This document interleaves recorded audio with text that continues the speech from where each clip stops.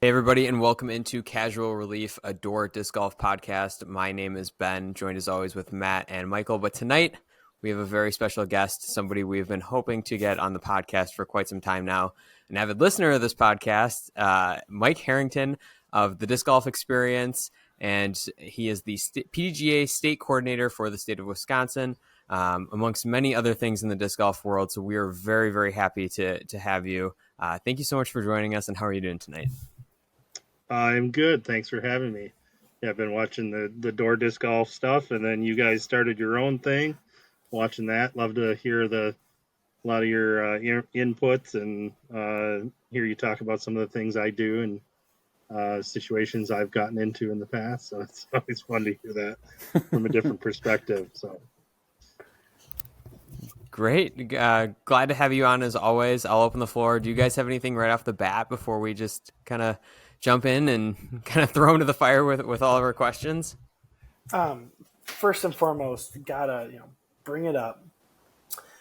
Matt didn't officially know who Lord was.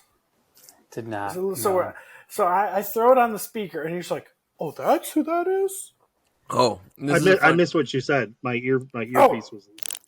He did, the musical artist Lord. This is a fun segment that we do every single week where we just learn that Matt was raised amongst the Amish and does not know the artist Lord. Very popular artist of the 2000s. If there's two things I'm really bad at, it's music, like names of bands or song titles and stuff like that, and pop culture and food. So, yeah, I'm just terrible. It's literally like, if it's not disc golf related, I probably don't know about it. Like, but then I throw it up onto the speaker, and he's just like, "Oh yeah, I know who this is." Yeah, I know of them. I just don't know who they are. Her. It's just one person. Her. Okay, cool. All right. Well, as always, it's always fun to razz Matt about his uncultured life. But anyway, we'll just kind of get into it, Mike. For those of you who don't know, do you want to just kind of give a brief introduction of yourself and kind of what you are doing currently amongst the many things in the disc golf world? Sure. I started playing kind of on a whim in 2009. I decided my wife and I would drive to Florida every winter to see my parents, or maybe every other winter. And instead of just literally getting in the car and driving, I'm like, let's find something to do. So I found a park in Elizabethtown, Kentucky that at the time was pretty highly rated, called Freeman Lake Park. And I went to Dunham's, I think it was Dunham's, and bought 2 DX discs for me and 2 for my wife, red and a blue, Shark and a Valkyrie, so that we each had our own little set and started playing. And pretty much immediately was hooked. Signed up for the PDGA while I was in Florida, like 3 days later. And then by the time I got home, I had already played like 7 courses out of state before I had played any in Wisconsin.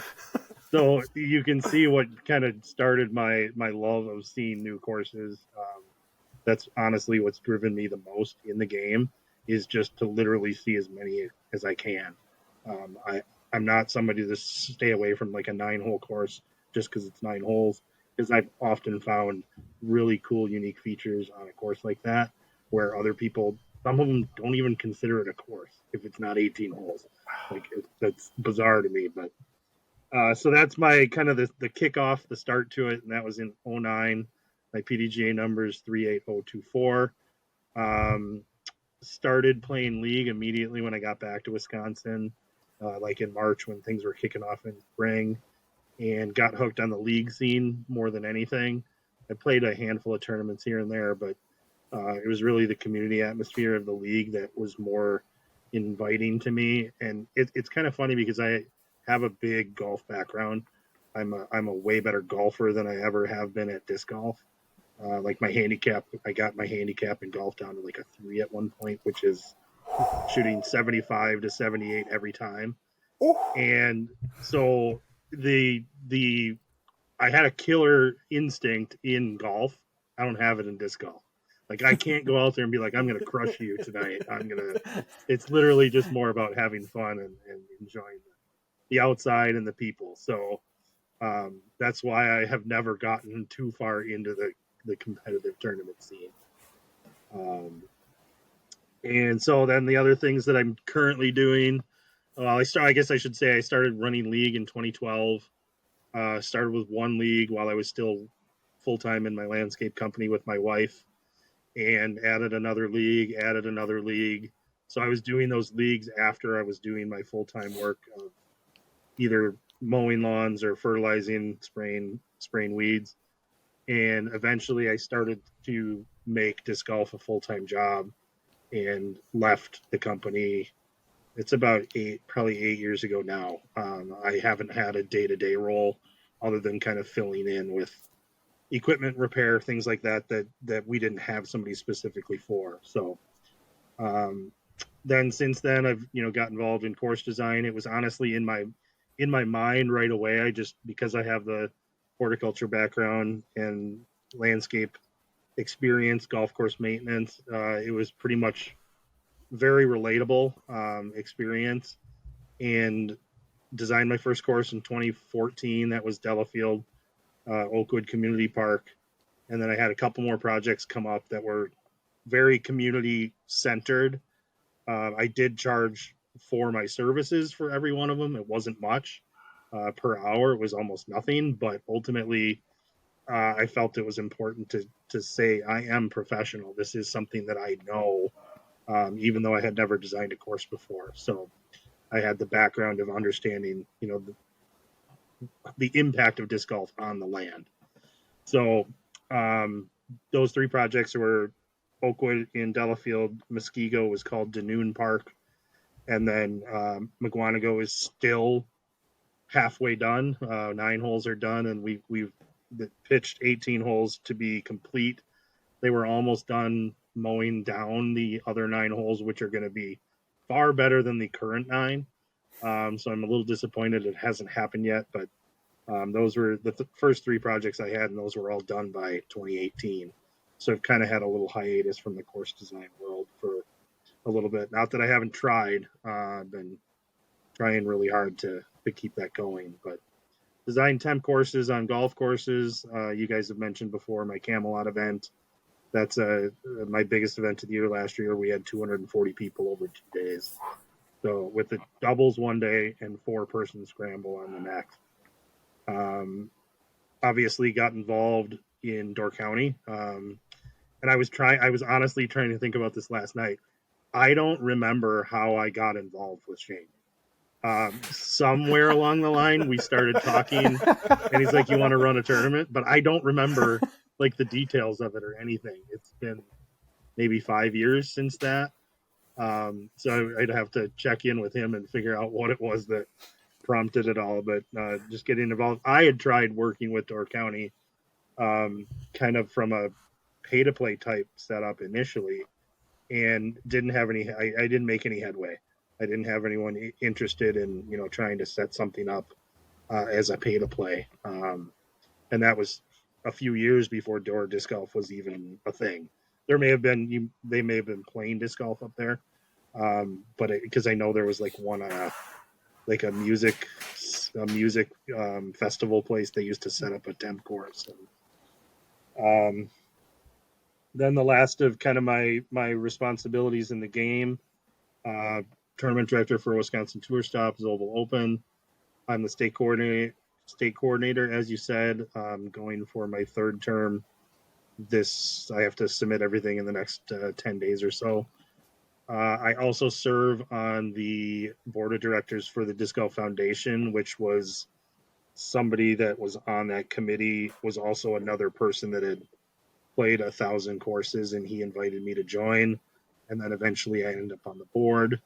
And lastly would be I just joined the Disc Golf Wisconsin Disc Sports Association, aka the Wisconsin Tour Board. So while my state coordinator duties are setting up the tournament schedule in the spring, the tour is more questions about how do we move the tour forward, and grow the game in the sport continuously. So that's all I can think of right now. So, but I tell people I'm about as connected to the sport as you can be.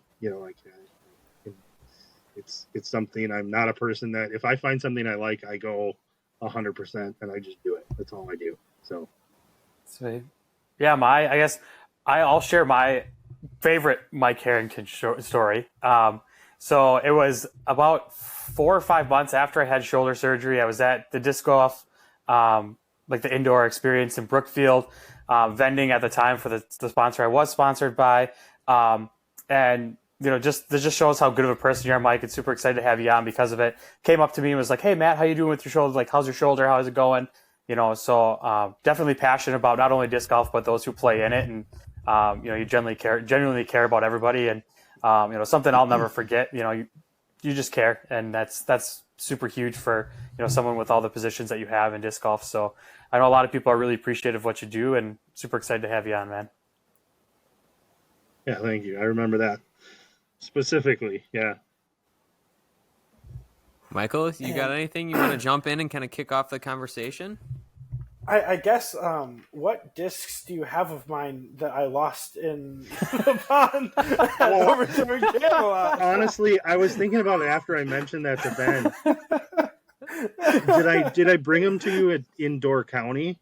Maybe? I think you did. Like a pink something? I was racking my brain and I was like, I don't know what I could have been. I may have done that. It might have been that I brought them right up that next weekend because Indoor County happens the week after Camelot. But that was in response to, I'm pretty sure the statement was something like, "Oh, I don't lose discs." That you made somewhere on a podcast. Yes, those are famous last words. I reframed that into never been looking for a disc and then taken a lost disc penalty. Got it. So you may have seen it out in the middle of the pond, but yeah. You knew exactly where it was. I knew exactly where it was. It was in the middle of the pond. Fair enough.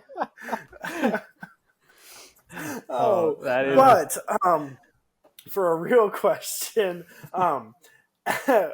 fully about the state coordinator position, and like running for things with the PDGA. How does that all work with, currently what do you have to do to apply to be a state coordinator, and then like for every time you re-up for election, how does that all go? Sure. So it's a 2-year term. The way I actually won the position, I didn't realize at the time.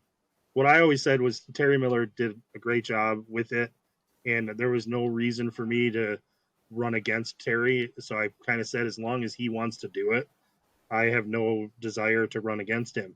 Yeah. And then I don't know how it came about, but I found out that he wasn't running after they had already done the balloting. So there was one person on the ballot who happened to have worked at Beautiful Blooms Landscape with me, more with my wife, but and I'm like, well, I'll do a write-in campaign. So I just said, hey, I'm going to run for state coordinator, and I basically did the same kind of, just like I don't think I did a video, but I just did a write-up of basically my involvement in the game and kind of what I want to do for the sport and how I think it can move forward.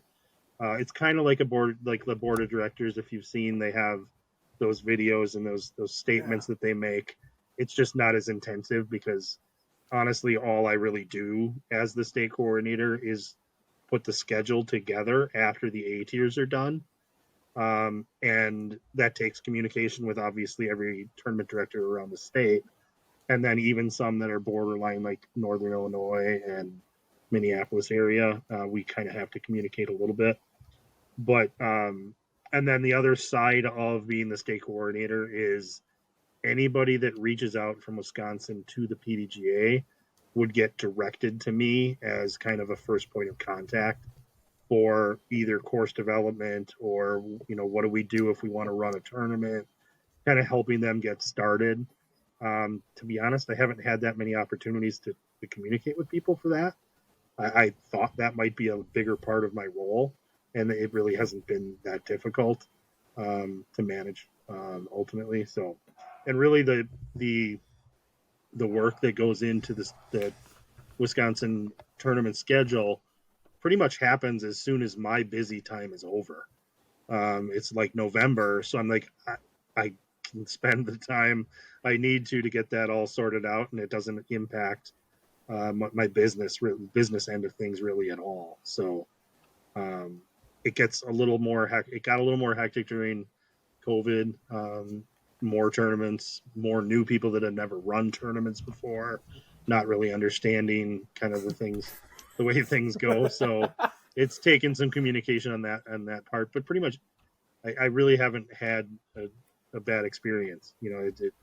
It's it's just it takes good communication, and you got to be organized. And the biggest thing that I've learned in my process is making sure my spreadsheet is updated in the right location, because I have told somebody that a tournament was all good to go before, and I shouldn't have, because it was conflicting with something mileage wise with another event. So that was the biggest thing. I'm not very tech savvy, and by tech savvy I mean as little as spreadsheets. I I do spreadsheets for league, but to set that up for a tournament schedule can be it's a little overwhelming the first time you do it. So, and then in terms of renewal and going for it again, I just have to basically resubmit some information and say I'm going to run again, and these are the things that I would like to accomplish, or reasons why I would be good at it. And I actually posted this year.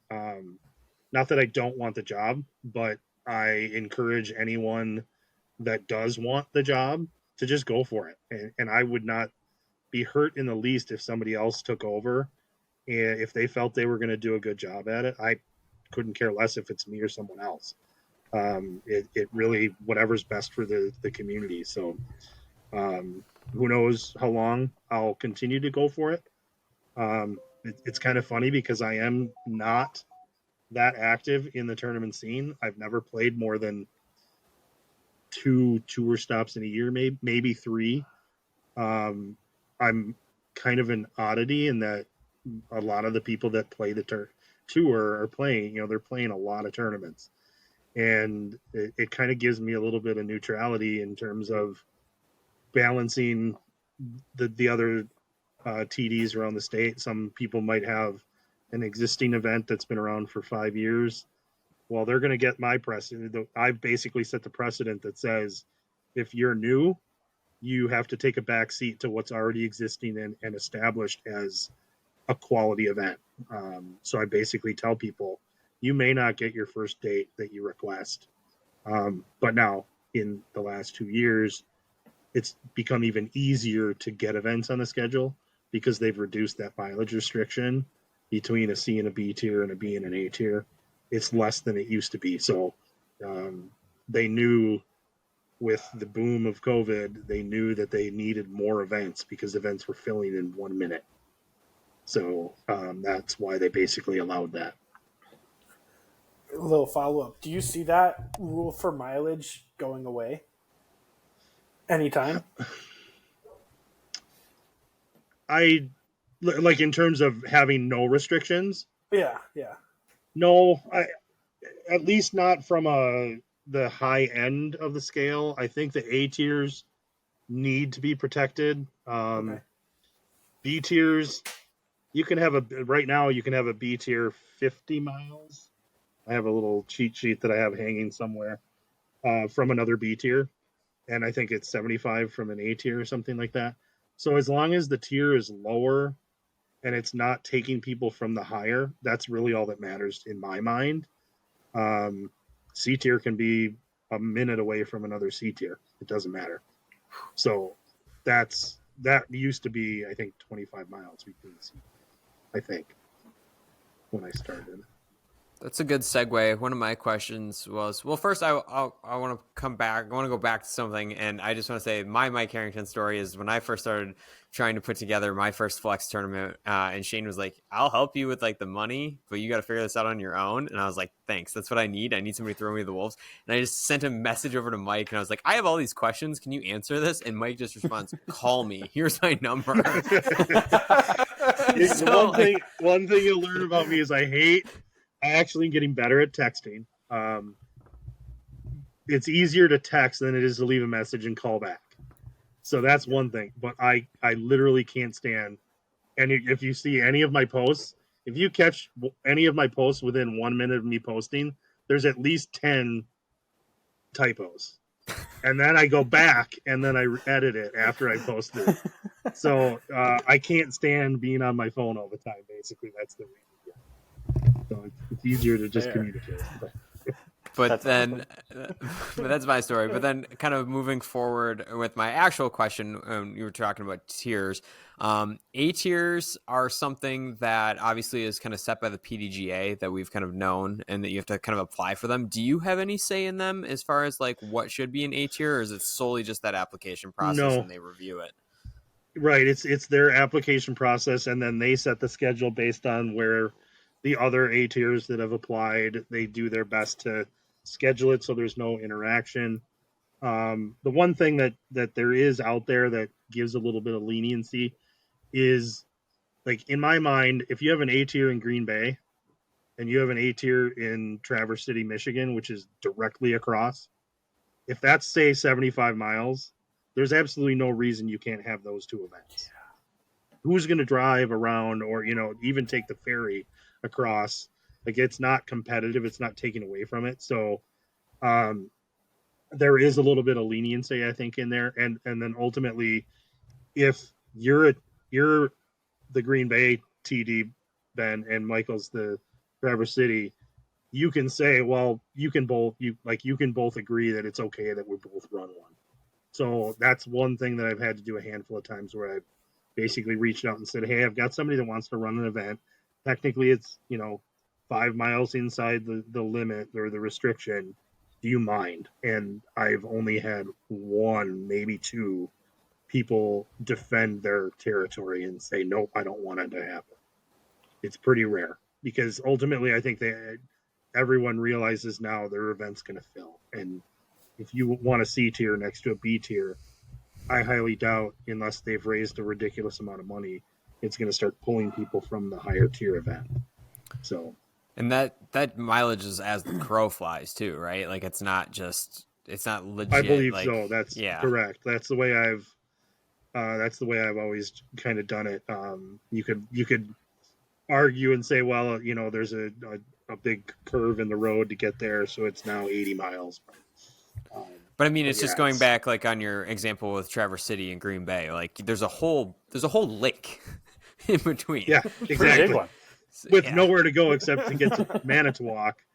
And I think the highest point in Michigan you can get to is probably 40 to 80 miles south of Traverse City. So, but yeah.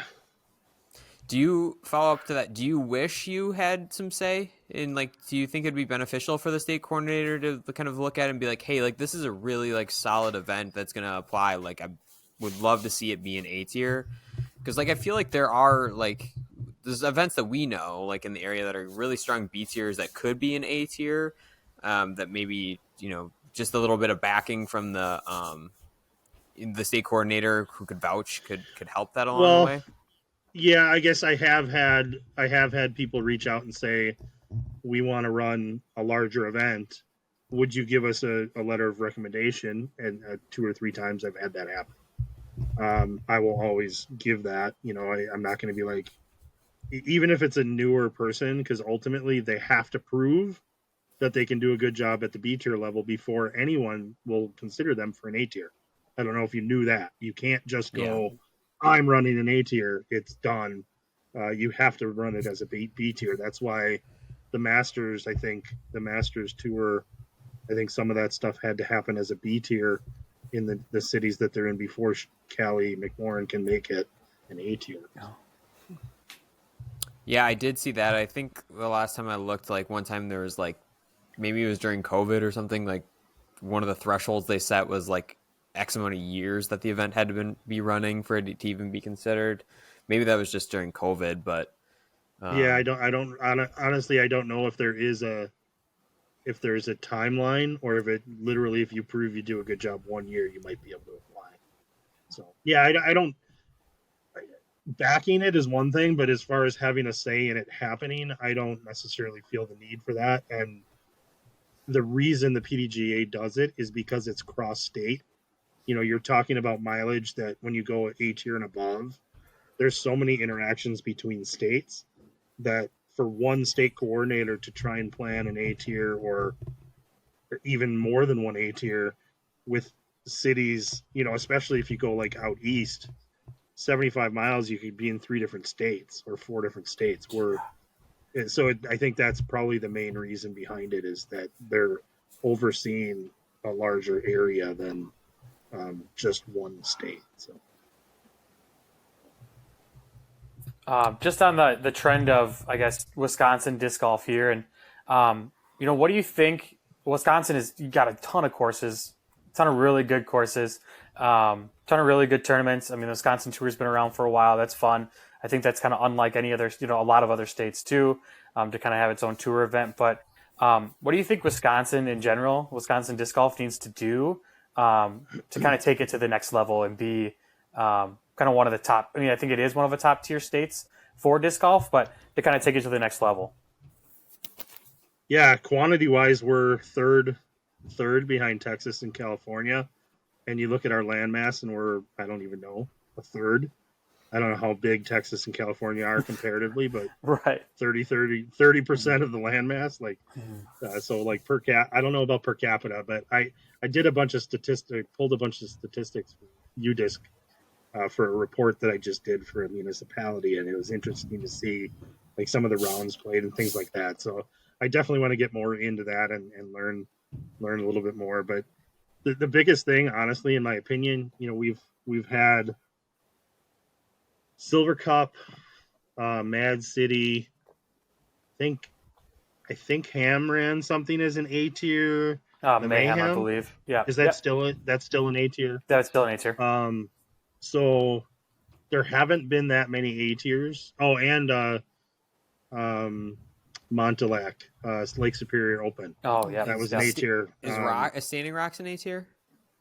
Or is No. that B tier? No, it's a B And tier. Standing Rocks has always been a little bit of a unique situation too, That's true. because their amateur side was always unsanctioned, because they would get more of the local people involved. So yeah, but no, that has not been an A tier as far as I know. I don't know if there were any others, but I'll say this: you need willing TDs. You got to raise a lot of money. Personally, I have had very little luck getting money raised for events.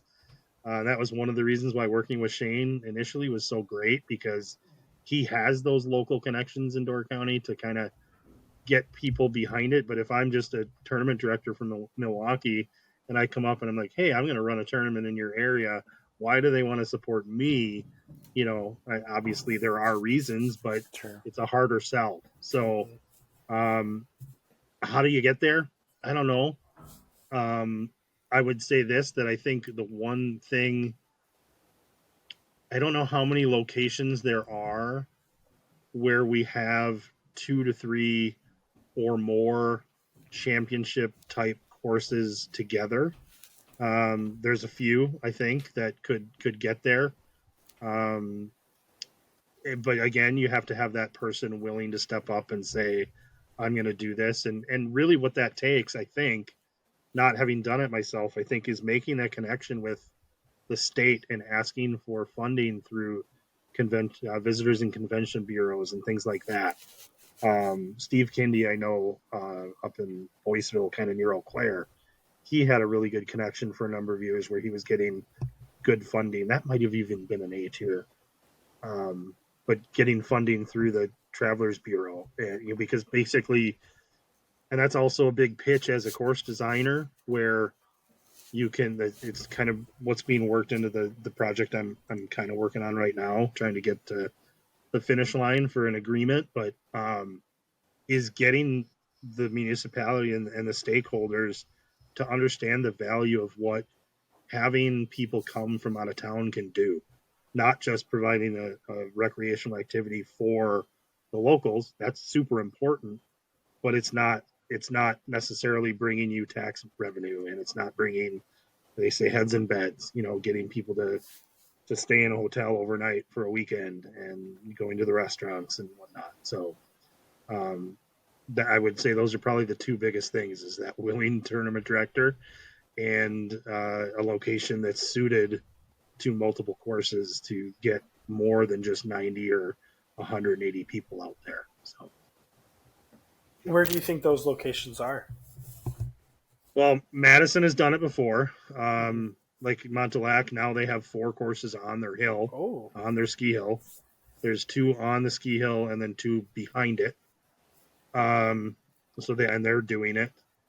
Obviously, with Josh getting Sandy Knoll up and running and he's got 27 holes, but ultimately having the arrangement or the agreement with Washington County, they also have Heritage Trails they can tap into, and they have, I think he did a temp course on a golf course out there also one time.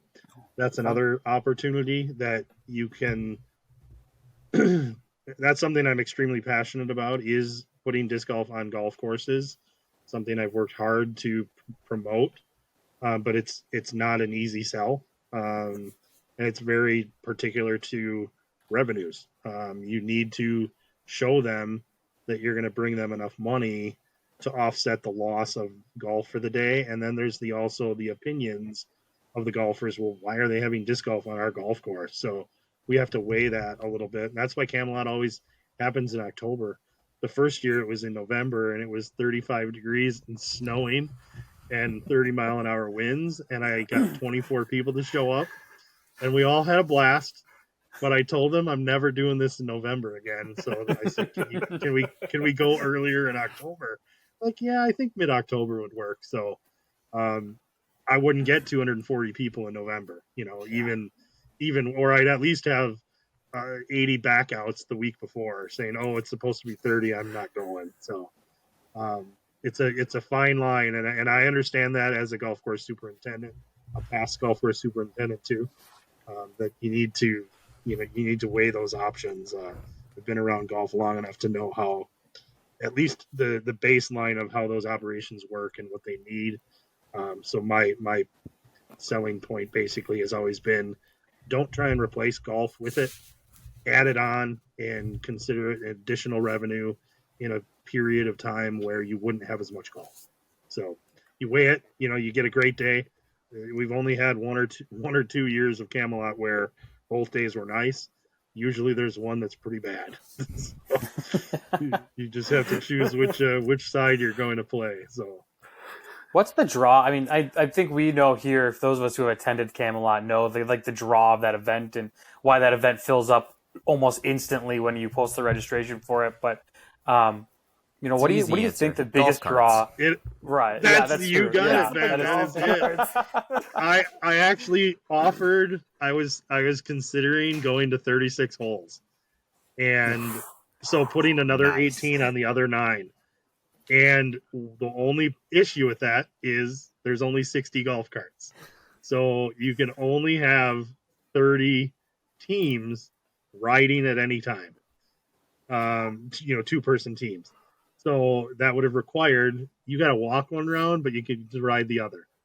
And almost everybody said, nope, I don't want to walk. Yeah, I've never seen the golf carts is a big part of it. I've never seen a more one-sided post on Facebook ever when it came to anything on Facebook. Not even just disc golf, just everything. Like, everyone was like, I'm not coming if I don't get a golf cart both rounds. Like, no. Sorry, Mike. No. It's such a luxury, and it's so much fun to rip around. And like, I will gladly pay whatever the extra fee is for any event that has a golf cart in it, because so much fun. But that's the biggest part. And then obviously there's the benefit of the clubhouse being nicer than anywhere else you're ever going to run a disc golf tournament.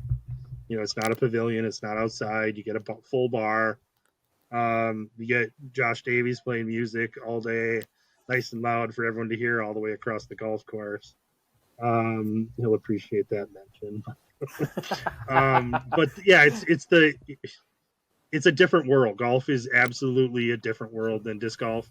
I think we're working our way towards that. I do think that is something that's going to be a big part of evolution of the sport, is getting to the point where, and like ski hills are putting courses in more regularly now. We just got a new one in southern Wisconsin at Alpine Valley. Places that have the amenities to host any type of event that can also have disc golf, I think that's going to be the next, not even the next, because it's already been happening, but I think that's something people are going to see the value of having 100 people out on a day to go play disc golf on their property, as opposed to what their normal activities would be. So, well, this is a good segue. You're an avid course collector, and I want to talk about Eagles Crossing because you paid a visit to that. It's a good segue here as far as like the kind of golf club kind of mentality. What were your kind of thoughts on Eagles Crossing when you paid a visit? Yeah, so last November I made a stop on the way back from Texas from a course design conference, and that had been on my list for a year. In fact, Pat Blake was another course designer I've worked with the past company, and he and I talked about going down. Probably a year ago, we were going to do it, and I kept mentioning to him, like, I'm going. You think you can make it? He wasn't able to make it, but overall, the biggest thing you can take from that, and I'll give you a comparison because I know all of you are nearby. Silver, like in Silver Creek, not Silver Creek, Rolling Ridge, yeah, is the first example of basically what he's doing in Missouri now. They put so much money into the wood structures, the safety features by the tee pads themselves, having three of them, three baskets. That was kind of the first real big venture that I can recall, back 15 years now. But so ultimately putting the money into a sport that doesn't yet have the following to support it. Not that the following isn't there, I guess I shouldn't say it that way, but the precedent isn't set that that's a sustainable business. He's put millions, at least $1 million. I don't know the number, but he's put at least $1 million into that course in construction and the amenities that they've got built out. And now they, I believe, have completed a second course there, Wow. which I didn't even know was happening when I was there. Like, I didn't see anyone out building new holes, and I'm not even sure where those holes were going to go. But It's kind of like the that amount of Disney money that World he's effect. put into it, it's insane. Like, he wanted to have the best venue, and he's even still putting money into that Big Money Skins to get that out there, which I think it's a big selling point and a good marketing piece for them to say that he does that. The thing that blows me away is, you think about what other courses have. It's pretty much tee pad, a sign, a basket, and maybe a bench and a garbage can, and signage to keep you safe.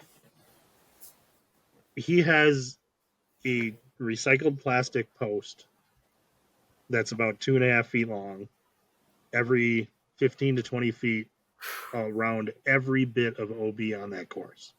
So off the peripherals, off to the side of the holes, every pond. And then to cap that off, he has a little LED light, solar powered, next to every one of them. And Wow. I would really like to know how many posts and lights he has, but it's got to be thousands. You're talking $25,000 just in posts and lights. Like, that's a touch that you're not going to see anywhere else. So now you can go play Glow and know exactly where all the OB is. Otherwise, you wouldn't even know. So that one blew me away. I don't want to criticize the course Do I consider it the best course in the world? No, not from a design standpoint necessarily. It's great, challenging for sure. And I'm not somebody to get frustrated based on my ability. And again, the other part of it is I've only played the short tee. They have a pro shop with somebody that checks you in, and he came up and helped me out and checked me out. And I said, what do you recommend for a 880 to 900 rated player that throws no more than 300 feet? And he said short. I was like, okay, fine. Oftentimes I'll play a course and I'll just go right to the long tees because I know I can handle it. It's just more throws.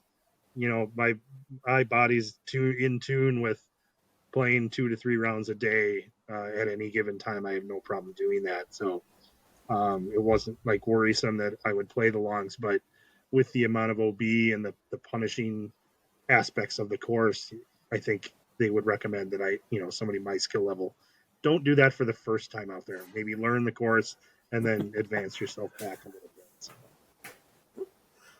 Talk to us a little bit about your just your courses. You played a ton of courses, and I think a ton is an understatement. You're up there on the UDisc list, of courses played. Are you doing that to kind of look at different course design and kind of soak that all in, or are you, why do you, like, and I know the last time we talked about it, you were saying every time you go down to Florida and visit, your parents, you're trying to take a different direction so you can hit more disc golf courses. Like, kind of what's the philosophy behind that? So yeah, it's funny. I get asked all the time. Like, I made a comment the other day about all my aces, and I have 47 or 45, whatever it is. 30 of them might be at Valley View, but 15 of them are alone in some other state. So, or maybe when my wife played, she might have been along for the ride. But it's honestly, I just love seeing what other people can figure to be a hole and think to myself, how can I beat what that person is trying to challenge me with? How can I get close enough for a birdie? How can I do that? That's really the main motivation behind it. Honestly, I knew my skill level was never going to take me anywhere in terms of competition, and that became my thing. I was just like, I'm going to go play as many as I can, and my goal that I set after, I think year one, I played 80 some courses, and most of that was Wisconsin, but Illinois, and then on the road, for one road trip. After that first year, I said, I'm going to average 100 courses as long as I physically can do it. And I'm in year 15, and I've got 1479. So I only have 21 more to play before the end of the year. And this year, my goal is, I've been a very busy spring. I'm looking to get out there in the next few weekends and before it gets too hot. But I want to check off Wisconsin, because at one point in Wisconsin, on Disc Golf Course Review, I had gotten down to 9 not played, and they were like private campgrounds and stuff that I wasn't going to go. I even got some camps that were private to let me play because they liked my story.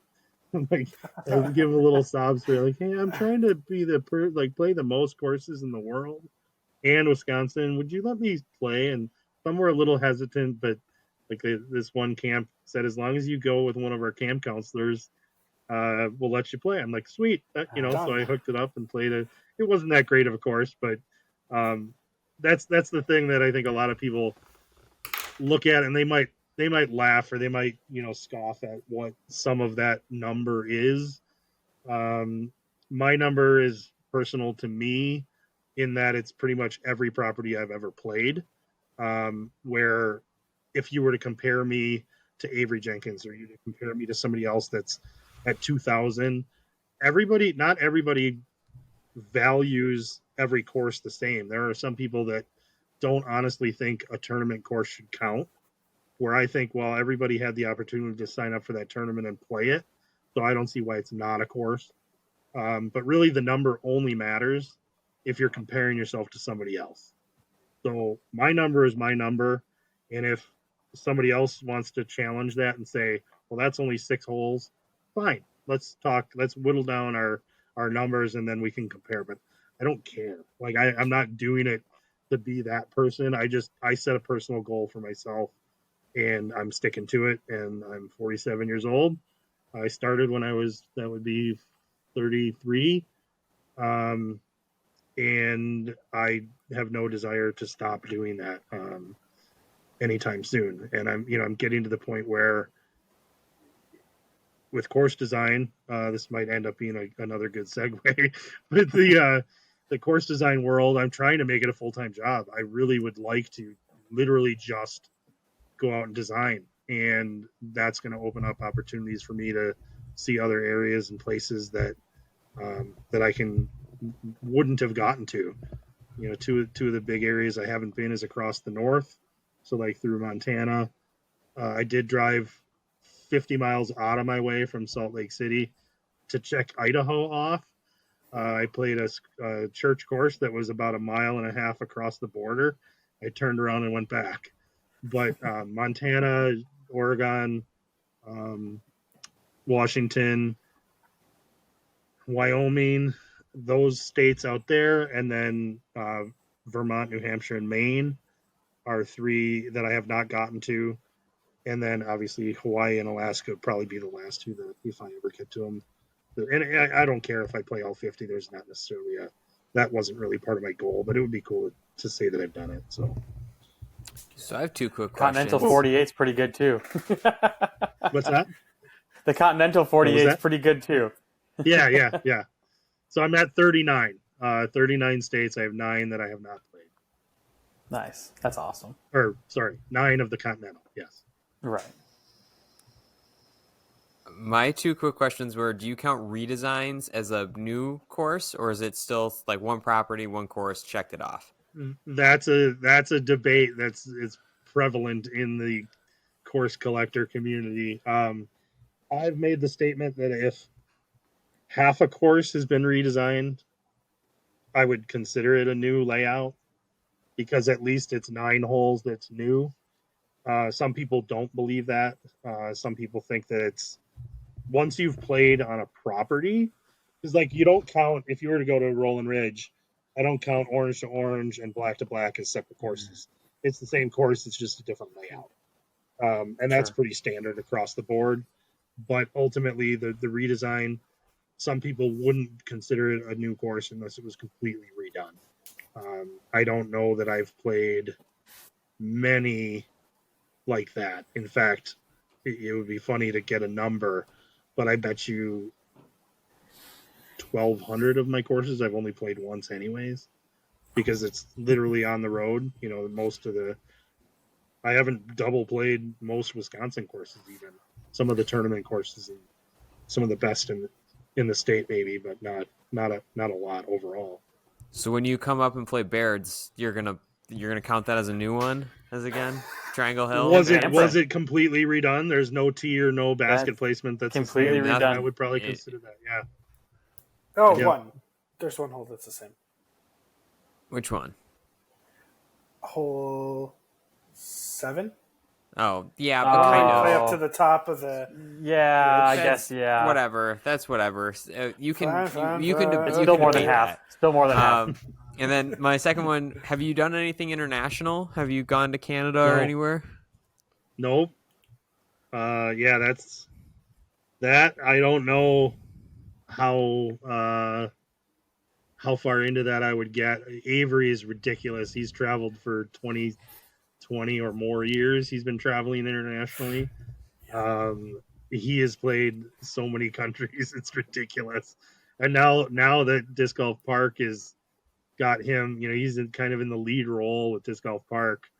He's traveling, and Paul brought him into a couple projects, I think, with the Paul Macbeth Foundation that were in other countries. There would have to be an opportunity that, design would get me there.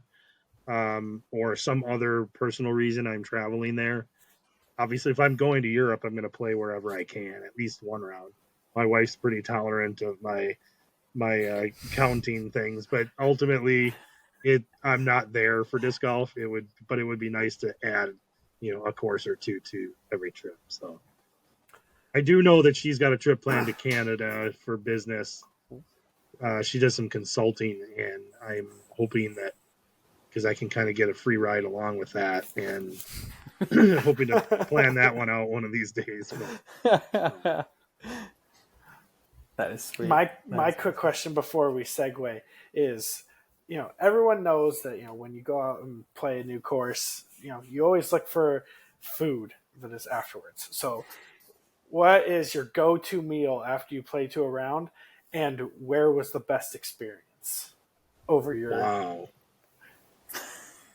Put him on the spot for that one. Deep. Yeah. Yeah. It's really important. Of course, Well, Michael while you brings think up about the that, food into the conversation. While you're thinking, Michael's favorite is yeah. the Fat Seagull in Manitowoc. That's where we go after we play silver. And Michael is a big fan of the hotties at the Fat Seagull. I can't say I think that much about what would be my favorite. I definitely have had some places where I'm like exhausted after, 3 or 4 rounds on a road trip, and I would just sit down in the air conditioning, get a nice cold drink, and eat something. But I can't honestly say I would have a go-to. Mexican's pretty popular with me though. And I can eat Mexican after working out all day, and it's not an issue for me like it might be for some other people. I did on this road trip actually this winter. I stopped and I had what I considered to be one of my favorite margaritas ever. And after the end of the first one, the guy looked at me and he said, "Do you want another?" And I was like, "Yes." By the time I got to my hotel, I was so red, just from the alcohol in it. But I had to do was walk across the street to my hotel. So, but yeah, that was a fun one. This last trip I took. So Worth it. I just want to ask a question about just the course in Wisconsin in particular. Highbridge Hills. I know you've been up there once or twice.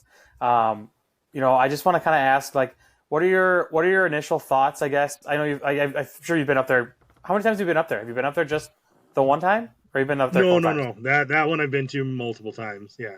Okay. And I know the history. I know everything about it. I've seen it on both ends of the spectrum. Yeah. So, what do you think the future of that course is? Like that area is? Do you think it's going to be someplace that hosts a ton of tournaments, or is it just going to be more of like a destination, like you got to play these courses, camp for the week, like those kind of things? It's funny because that they used to call it, the original person that was running used to call it the Mecca. And what's Mecca? Mecca is the place that everyone would want to go if in that religion. So I remember back in the early days of my playing flyers around Milwaukee, there were people trying to help get people up there all the time. I don't remember how I first found out about it, but I went up on my own on a road trip, and I played all 5. I think they had 5 courses in like a 48-hour window. I played 2 when I got up there. I played 2 the next day, and then I played the campground course the morning before I left town. And but as far as where is it going, I'll say this: I'm thrilled that it's in the hands of Mountain Man Tom Wentz. Yeah. He cares so much about the sport, and he cares so much about that property that it's in good hands. Now, what does that mean? I don't know. I do know that there were some issues in the past year or two. I think he got some people to help out and chip in. I think it was a lot on his shoulders initially, and it really requires a community. And as much as I talked to the actual owner of the property before Tom had taken over, and I offered whatever assistance I could give him from Milwaukee. I didn't know what that would mean, but I consider him like, could I make a trip up there once a month or once every couple weeks to maintain it or do something? It just wasn't going to be feasible. But it really comes down to what Tom wants and the people that are around him. I think they got a good group of people running that jamboree. I'm not a music festival kind of guy, but if I was, that would be an awesome thing to go up and play disc golf and listen to music all weekend. They had some history prior to Tom where they pretty much destroyed the property. So as long as that's handled smartly, and I think they got the right people in place to do it, he Tom is all about empowering people, and the biggest thing that I noticed is he cared so much about the people that maybe got the short end of the stick with the original guy, and he got them involved, and that shows so much about his character that ultimately I think like I said, it's in the best hands it could possibly be in, and he lives up there. He had his own course 40 miles east of there, pulled the baskets, brought him over to Highbridge, and he's got the support of I've chipped in for basket there. I think on 2 of the courses, he's got the support of Brian Lager, growing up at Montelak. He's paid for I think an entire course or maybe even 2 of their baskets, and it'll take a community. I think it's got the potential, absolutely, to host events. It's just getting the right person that wants to do it. I've toyed with the idea of myself of running something up there for like a week long thing, and I haven't really pulled the trigger on it yet. But it's something I might do more of as my business evolves. To just take a 1 week thing and just plan it out and have all sorts of different activities. But the difficulty that he's going to have is its location compared to population. And you put Highbridge anywhere in the Fox between Milwaukee and Green Bay, and it's going to be packed every single day. Oh, absolutely. Absolutely. The different hours, the people work different hours. There's going to be people there all the time. And it's just its location that makes it hard. It isn't that far from Minneapolis, and it's not that far from Duluth Superior, but it is still kind of in the middle. Just far enough that yeah, like you're probably only doing it over the weekend, or you're not. I'm sure that course only gets the traffic from like Ashland, really, during during the day, during the week. It's unless somebody's taking a week off and they're going to just go play disc golf in normal. Right. Those are the people that are there, and you can get away with doing that if you're camping, you're on the property, you can do that. So, but it really comes down to what he and the people that are involved want out of it. If he approached me and wanted to do something together, I'd consider something like that. I'm not one to be shy of traveling to run a tournament. It's really all I ever have done, other than the local community kind of fundraising events I've run. I'm always traveling. I have an hour and a half to Zobel. We've got 3.5 to Door County, so it's an hour just to Camelot. So I don't really stick just to home. But I'm also not. Tournament directing isn't my number one favorite thing to do. It is something I do, and I enjoy it, especially the ones that I do. So if I'm going to do something, I want to make it fun, and I want to be able to enjoy it, not necessarily playing in it, but I want to be able to enjoy it. That's pretty much the way I've looked at my job. I've always said I work really hard. I work a lot of hours, and I don't do it for a lot of money. In the end, I do it because I love it, and I've never felt like, oh, I got to go to work today. Never felt that once. So I gave Ben that little warning because he made the comment. In fact, I think it was on the last episode. You said something about potentially wanting to do something in disc golf, as a business. But I give that warning to people that if you're not passionate and you're not committed, you might be better off doing something else. But if you love what you do and you can get by doing it, I wouldn't be doing what I'm doing if I didn't have my landscape company with my wife. It's pure and simple would not have happened. So, man, somebody needs to make a documentary about Highbridge, the rise and fall and rise again of Highbridge. I would love. I literally just saw a video that had a lot of old footage. Really? I'll see if I can find it on YouTube. I think that's where I found it. kind of just scouring the internet, and it came across something. It wasn't a ton of information, but yeah, I think that would be great. And you bring up a kind of a key point. Like, if you think about where our sport is now, a lot of the original people in the sport are still alive. Yeah. We need to get that stuff documented. We need to get things on paper or on film or recorded in some fashion. That's actually a big part of what our Disc Golf Foundation, we want to preserve the history, and that kind of lends itself to, like, you guys may have seen me putting my uh, YouTube for the first time ever. I never thought I would be doing it, but I started documenting my disc golf card collection, and now I'm thinking, well, what else could I do with that? I'm going to show what I have in my disc collection, putting all those things together. And like, I've got magazines back 20 years ago that people have given me because they know that I'm kind of I don't want to say a historian, but I enjoy looking at those things. And I would say I'm a hoarder in that I don't want to get rid of them. I just want to be able to have them for someone else to look at. So I'm trying to put that, kind of collection together too. So, but You I mean, brought up your yeah, car. Highbridge has a yeah. huge place in history for disc golf for sure. Yeah. Oh, absolutely. Yeah, it's a great place to be, and I know I went there kind of during its fall, kind of at the lowest point, and I said I'll never come back. And it's as soon as Mountain Man took over, and we went back a couple years later, and I can't wait to get back there.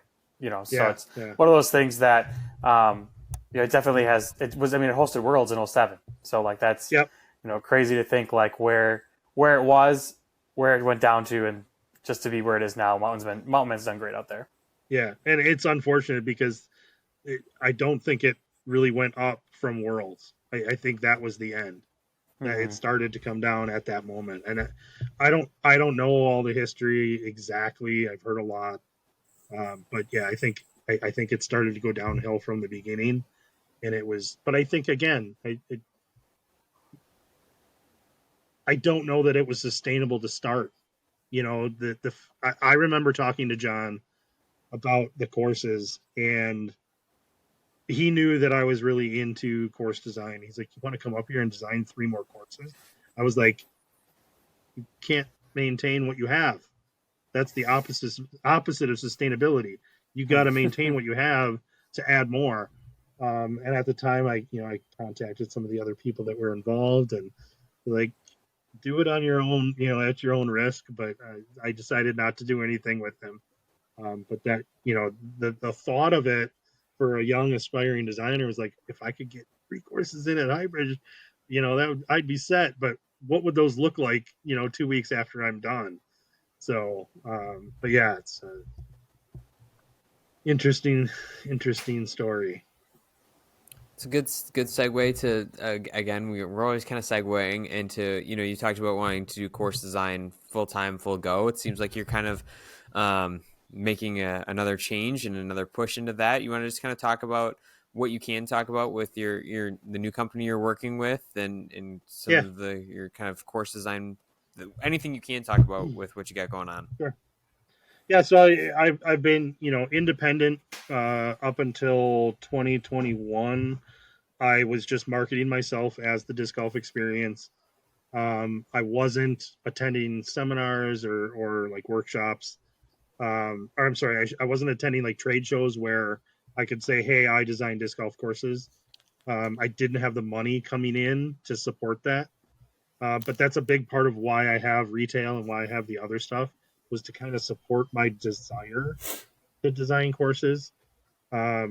If you don't have money coming in, you have nothing to spend to market yourself. So you got to do that somewhere. So ultimately, it's just one big pool. But so up in, it was must have been spring of 2021 that Chuck Kennedy, who's the PDGA, you mentioned the rating system. He's the person that came up with the rating system. He kind of mentored me many years ago on a course that he redesigned in Fairfield Gold in Northern Illinois. He knew that I was really into it. I signed up for the disc golf designer group in 2013 or 14 or something like that. I had never designed anything. I just wanted to learn from the people that had done it before. And he knew my interest and my background. So I didn't really get much involved in the design, but I got to see the changes. I went and I saw, I had played the course when it was fresh and played it again. So, anyways, Chuck had recommended myself and a couple other people to a company that had reached out to him, that was more in recreation. So they would do like splash pads and sport courts and things like that. That was their main business. So they were looking to try and add disc golf to their offerings. So that was for 2 years. I was working with them.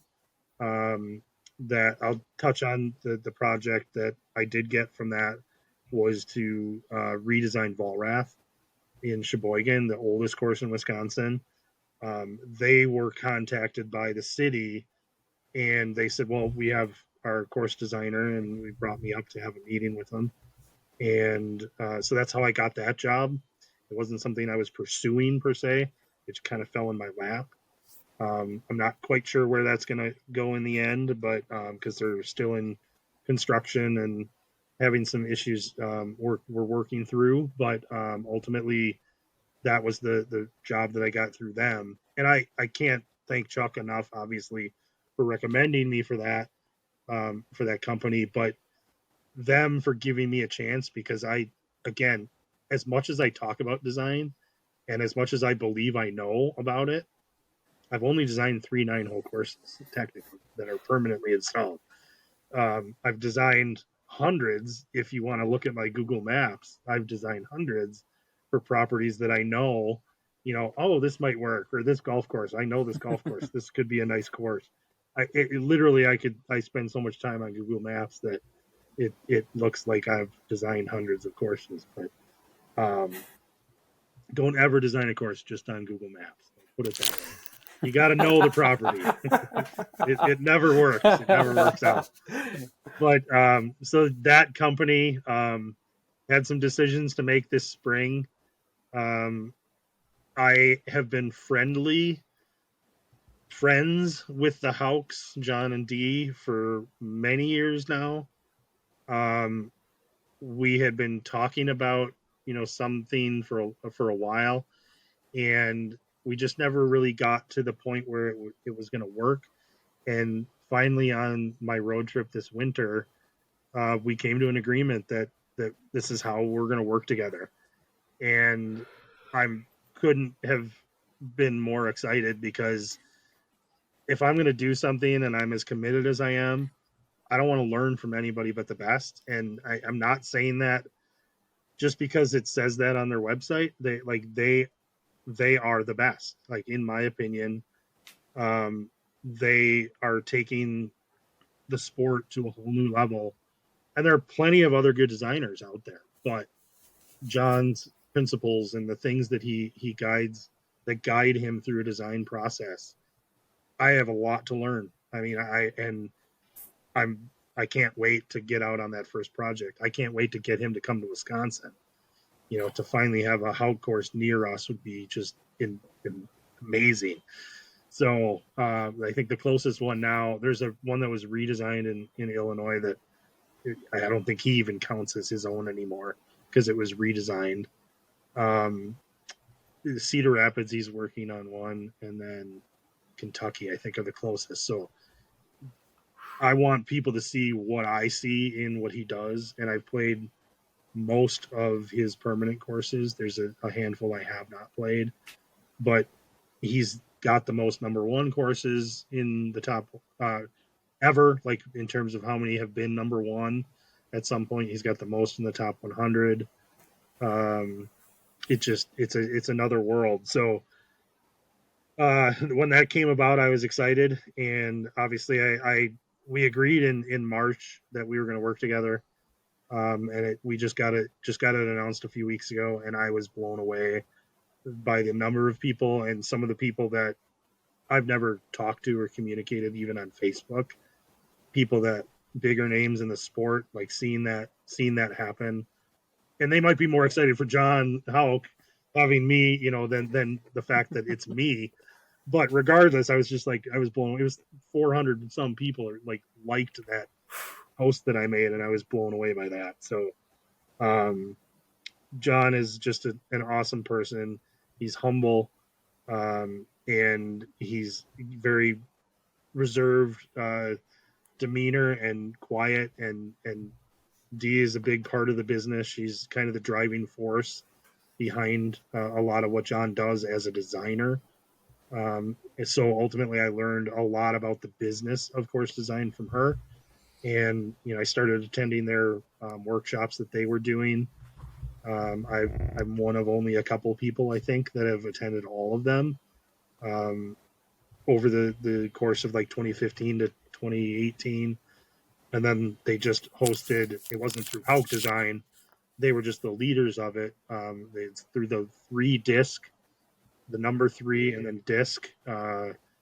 It's a course design group of people based on the principles that Dee has laid out for course design and the advancement of the sport. That was their conference. The Houcks were the ones that ran it. So I'm looking forward to that again this coming fall. I'm not sure where it's going to be yet. We're just talking about a couple places, and I'll probably be presenting something on that because of my background. So it was a little intimidating. I actually presented something on sustainability at the Disc Golf Course Design Group, which is Chuck Kennedy's group of designers. Pretty much anybody that wanted to market themselves as a designer. I presented on sustainability before I had ever designed a course or completed a design. I literally was going home from that conference to kind of finalize the last bit of that course design in Delafield.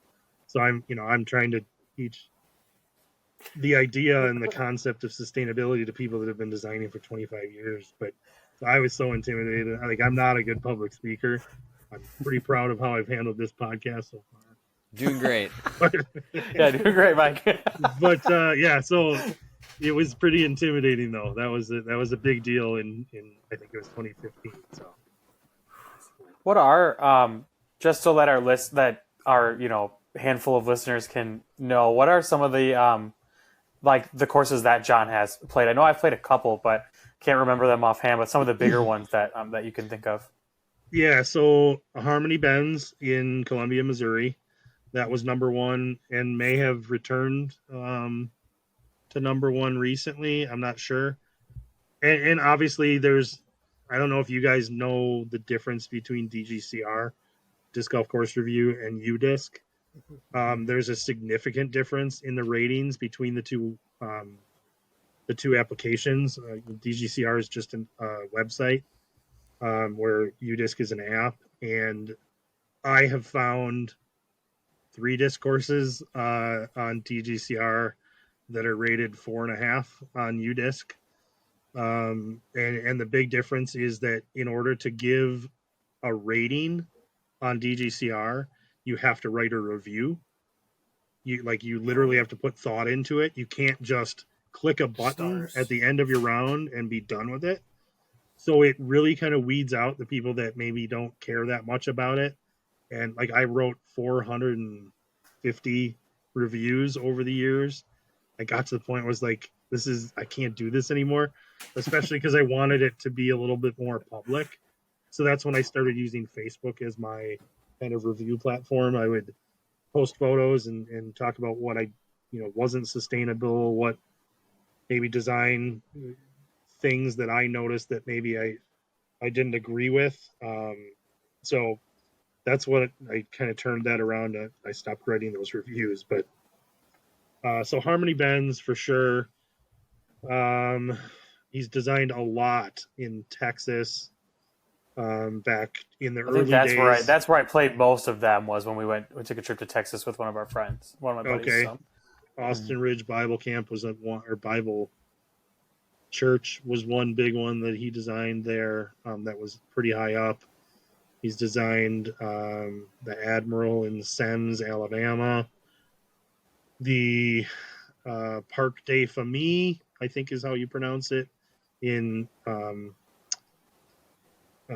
Louisiana, and that's an interesting property because they spent more money on that than many other courses because they raised the fairways. It used to be, it wasn't, I don't know if it was floodplain, but they basically hauled in sand and grassed those fairways in Wow. what used to be kind of swampy low areas.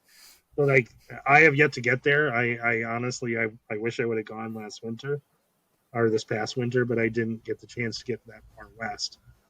So I really want to look forward to seeing that one for sure. Um, the one that I stopped at on the way home that was his is Wolf Knob in Kentucky outside Mammoth Cave. They're working on, or they have an 18-hole course, and they're working on a championship level. Like the current course, I think was par 57, and they're working on a championship level course on the property. He's got cabins on the property too, which is a great setup for disc golfers and that type of venue. Like I said, he's redesigning the one in Cedar Rapids, Shaver Park, that was hit by the derecho, destroyed a lot of their trees.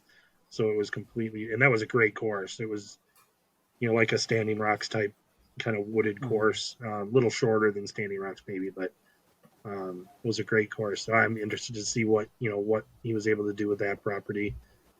Those are the big ones off the top of my head, but I can't think of any others that were number one at this point. But Nice. Sweet. Speaking more to the design side, but what does that process look like for you? And then what are you most looking forward to working with the Hawks about, like changing your, maybe not your mindset my about process, designing courses, but yeah, like looking at your process, how are they yeah, going to help you kind of mold that? the well, I'll start with the way I kind of do it is I would go into a property. It kind of depends on the customer a lot too, because you have to get input from the customer. Do they know what they want, or are they looking for you to make recommendations? That's a big difference, and you never know what each municipality is going to say. A lot might not even know much about disc golf. So the projects that I was involved with, um, Delafield had a design before I got involved, and I told them that their design was not good. It was very unsafe. They were basically following every walking trail that was on the property for fairways. So if you have John and Jane out there walking their dog, they're going to get in the way of disc golf, and then disc golf's going to get in the way of them. And so I basically told them, I said, that's not a good way to design something from a safety perspective. And then there was like the Muskego job that I did. They were doing everything in house, which makes it really interesting too. It was the smoothest job I've ever had, where I told them where the holes go. I laid it all out. We GPSed all the locations, and then they went to town. Well, what I did learn in that scenario was that when they went to town on the brush, they took it all. Where there was one hole that I was hoping to have like a tunnel type shot, and because one of the things that typically a municipality wants is to remove invasive species, and what they discovered is there weren't any good trees in that woods. It was like not even navigable. I couldn't even walk through it, but I was hopeful I could see enough trees at the top. I'm like, could we get a hole through here, because it was going to be right along a river, like a little flow of water. It would have been such a cool hole that ended up being just this massive open mulched area now, because they pretty much didn't have any good trees in there. So that was a good learning curve for me on that one. Now they have started to plant some trees, so at least they're trying to salvage what they took out. So that's a good thing. And then McGuanago Minor Park. There, I learned a little bit about communication because I may have caused some issues in how I communicated what needed to be done and with the person in charge. And then I kind of got left on the property leading his crew, and that's not my responsibility to do that. So it was a tough one for me. I think I upset him, and I think that might be part of the reason why that project is stalled. But every year I reach out and I'm like, could we get this resolved and get through this and finish it? And somebody pointed out to me that the agreement that I wrote with them was included in their like 5-year plan for the parks as of last year. So this is the 22 to 27 park plan. So I was hopeful that might mean that maybe we can get back on that and finish it. Because the 9 that isn't done is so much better than the 9 that is done. But the reason why we did the first 9 is because there was almost nothing to cut down except dead trees, maybe a few limbs here and there, and a little bit of brush. So it was really a small project to get in the ground and get 9 holes going. So I'm still hopeful on that one. But from a bare bones starting out with a property, I like to go in basically analyze what the property has. I've now started using GPS, which has been very helpful to kind of mark indicator trees, things that I know are like really good features. I want to have this part of the design, and then you go back to the Google Maps and kind of try and lay some things out. Go back to the property. It's a lot of back and forth. You literally, like I said before, you can't design a course just on Google Maps. You've got to be on the property, and some of that takes on a larger project. That's where I think it's going to help a lot with having AUK involved. Is that they basically go through it a few different times, and they're going to help reduce the volume of stuff that's on the property, so you can even find the right fairways. So that's going to be helpful. That's part of their process. So, and the biggest thing for me is I've never designed far above my skill level. I would love to design an advanced championship level course, but without really knowing what those people, I've seen a lot of it. I can watch the tournaments, and I play with some people that are far better than me, but ultimately that's a big learning curve to know how do you take completely virgin woods and create these 500 to 700 foot par fours in the woods. That's foreign to me, so that's going to be the biggest thing that I can learn for sure. So, but it's all about it. You take what the property can give you, and I'm pretty proud of what I did with Oakwood in Delafield because it's literally prairie, a hill, and then 2 pockets of woods. And we used the woods on 5 holes. We used the hill on 7. And we were able to accomplish, unique holes. I guess technically, yeah, the hill is, I guess it's moderately in play on one more hole, but to be able to get enough holes that use the undulations and the slope, that was key for me to use what was there. And it finishes with the big bomb off the top of the hill that everybody likes throwing to close out your round. So we built out a nice tee pad area. There's a bench. Tee pad's 12 feet long, and then there's a landing area for you. Really emphasize that 9th tee to give people that lasting memory of this was a fun course. So Nice. Is there any upcoming projects that you can kind of let us in on or behind the curtain, or that you're kind of like working on that you can't talk about? Obviously, with a lot of municipalities, you don't want to say anything until it's a done deal, of course, or things are happening. But is there anything you can kind of let us in on? Yeah, the first thing we're in the middle of is Perkins Park up in Green Bay. It's a 9-hole course that they lost a lot of trees to emerald ash borer. and then I think maybe there was a storm that came through and brought even more down.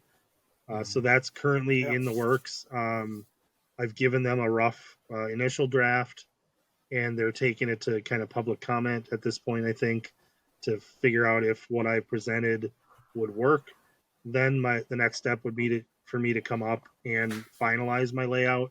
Basically, all I provided them was a general idea of the flow of where the course would kind of go, what areas would be used, and it's not specifically saying the tee pad is here and the basket is here. It kind of, because I was only really on the property for maybe 2 days to get that initial draft done. I'll probably spend quite a bit more out there in step 2, and then the third final portion of that would be being on the property to mark everything so that the city can GPS it and know exactly where is this tee going, where is the basket going, and at what orientation. So don't know if it'll be next year or be by the end of this year or not. It's taken almost a year now to get to this point, but the last 2 steps are less intensive. The Volrath Park job, obviously, I hope to get that completed.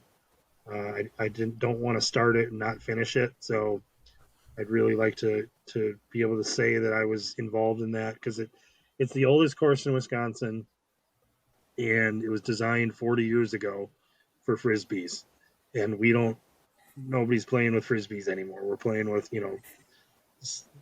kid goes to the store and they buy a DX Wraith or a Destroyer. They want the high speed stuff, and in my opinion, there's some safety concerns that I have, and as a designer, I am liable for what I put out there as a design.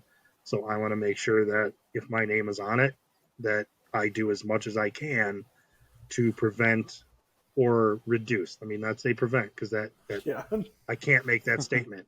You're still playing a sport on a property that you have no control over. So, but to reduce the potential for issues is the main key. So, I've got a friend who kind of brought me in on a project that I personally had kind of reached out to this municipality. It's very close to me, and we're hoping to at least get approval for 9 holes on that one. It's something that we are working together on. He wanted some help. He wanted to learn, and he also wants to be able to do some videography and kind of showcase the process, which I think would be awesome. If any of you have watched Finding the Lines, Avery's doing that on. Simon was involved on one of those videos. Or was that Simon's? No, that is. Yeah, they worked together on one of the projects. It was, but just putting it out there, because I think there's a lot of people out there that are interested in design, and they want to learn it and they want to see what how to do it, but they don't know where to start. Like I just kind of threw myself into it. I was like, I'm going to do this. I didn't think it out completely at the start, but and then that's really all I have that's kind of concrete. I used to have like 4 or 5 places at a time on a list, and I would check in with them. The city of Waukesha is one that I've been in touch with for about 5 or 6 years. And I really hope to get involved in that one. I've been on the property. I've already analyzed it myself. But they had some changes to the property. They bought more land adjacent to it. So what was originally planned out, and it wasn't designed as a course yet, but they basically have to do a whole remaster plan of the whole property. So I'm hoping maybe this year they start that process. And I'd like to get involved from the beginning, because the last thing I want is for disc golf to be an afterthought. I want it to be thought of by the landscape architect who's actually creating the property. They have to, it's a big step in the process, is making sure you've got the right land set aside for disc golf. So yeah, that's kind of the last of my likely scenarios. We'll put it that way. Excuse me. In terms of like course design and just being, you being local to the area, I know Milwaukee has done it quite a few times now. Old like ball and stick golf courses being converted to disc golf courses seems to be kind of a big thing that's happening in Milwaukee as they kind of start to shut down their courses that aren't being used as much. How do you feel about that transition? And I'm sure we enjoy the transition, but how do you feel about some of the ones that have come to fruition recently? Yeah, it's definitely something I've been a proponent of. Kind of like I said earlier, I do feel though that you'll never replace golf with disc golf because golf courses cost $1 million, and you're never going to bring in near enough revenue from disc golf to support that. So the total conversion of expired golf course or extinct golf course to disc golf, that's going to be tough. It's not that it's impossible, but you've got to have the right setup. Can you develop part of the property to pay for it? And that would be something that might come about, because that's usually when you see a golf course community going up, the whole golf course is being paid for by the development of the land around it. The sale of those lots is what covers the cost of a golf course. But then you've got $500,000 to $5 million of maintenance that you've got to do on that course. So depending on how good it is, that's the kind of numbers you're talking when you talk golf course. The lowest budget I ever had as a superintendent was $150,000 about for maintenance. So you're pretty restricted with that amount of money. And that was now 20 some years ago. But so let me think about which one. Are there any? There used to be one up in Appleton area that I played, but it was only open in the winter. I think that's an opportunity. But you don't get that much volume of play in the winter.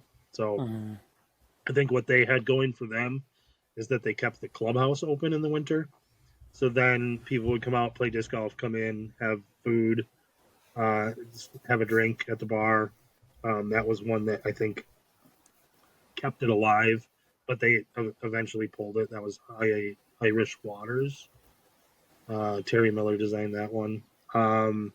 Winter Dretzka's, used a lot of that golf course, I know. Yeah, that's one that's a tough call because I work part-time. Well, I guess I haven't worked this year part-time yet, but I work for Milwaukee County at Brown Deer Park. I did some of the maintenance for the previous 2 years. I just haven't had any opportunity to get out there this year. But back when Milwaukee County went pay to play, the people in charge really said, we don't want anything to do with golf, disc golf taking over golf courses. And then we have, which is funny because like Deneen was originally designed for the AM Worlds, and that was a golf course. So in the original design of Deneen, you could see the old greens and you could see the old tees still. They didn't bulldoze it. Well, now Deneen was redone completely, including earth moving. And that's a unique scenario, though. That's money that didn't come from the disc golf world. That came from Milwaukee Metro Sewage District. So they have a big retention pond on that property that they needed. They were having issues of people's sewers backing up downstream. So that is really what made that entire project happen. And it just happened. They got disc golf approved. They paid for 2 baskets on every hole. And everyone in Milwaukee's like, well, why don't you put one of those sets of baskets on a better course? Personally, I know that course gets a lot of heat for a lot of other reasons. Yeah. Yeah, there are other concerns. Yes, for sure.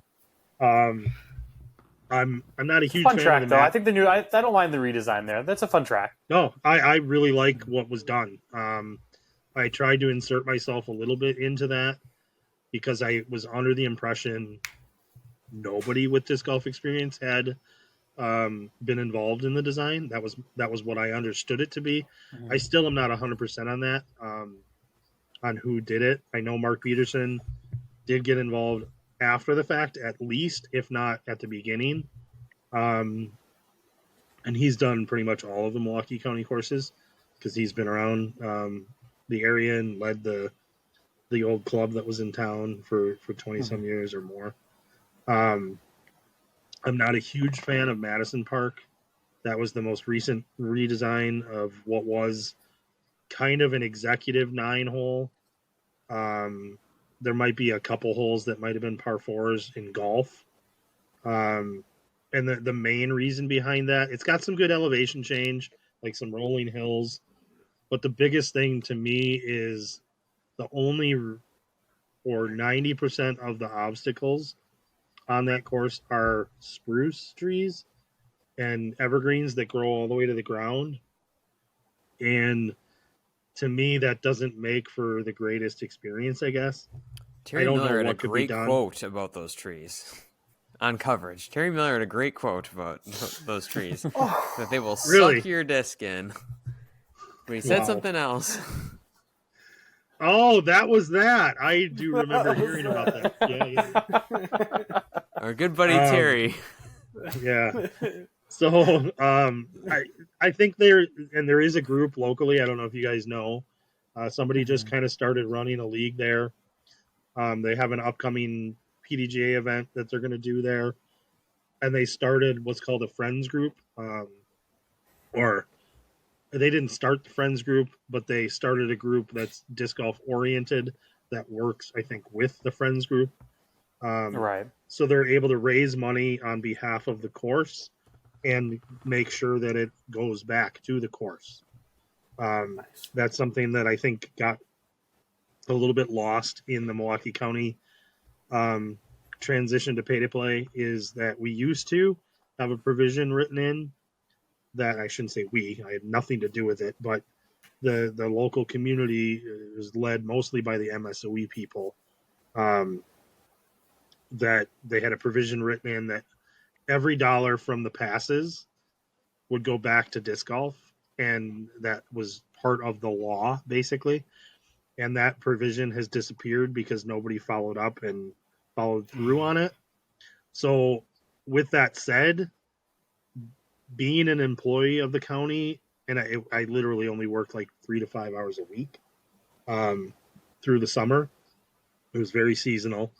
Um, I see that the money was going back, but it wasn't 100% straight up. Um, I don't know what the number is. It's hard to say, but essentially, that money paid to have me there. And now James Barnes is a local. He started working last year on top of my hours. So we had two people working at Brown Deer, 5 hours a week, whatever. Um, there isn't a budget, I don't think, for disc golfers to be paid or employees to be paid at every course. Mark Peterson has been the person that's done Dreska forever.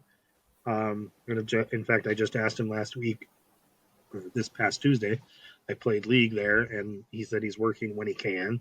Um, probably putting mulch down in the spring and trimming some trees and picking up sticks and stuff like that. But very bare bones effort on a lot of the courses.